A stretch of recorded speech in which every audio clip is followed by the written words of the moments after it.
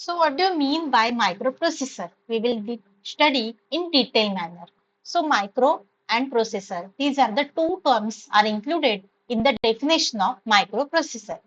Micro means a small thing and the processor means you are processing something.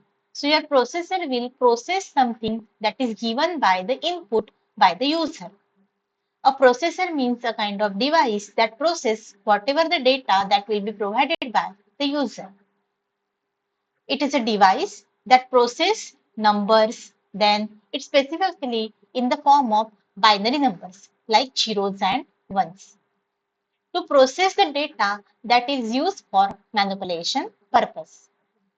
So the term microprocessor is a programmable device which can take the data in the form of numbers and which will perform the arithmetical and logical operation according to the program stored into the memory and that will produce the output in the form of number.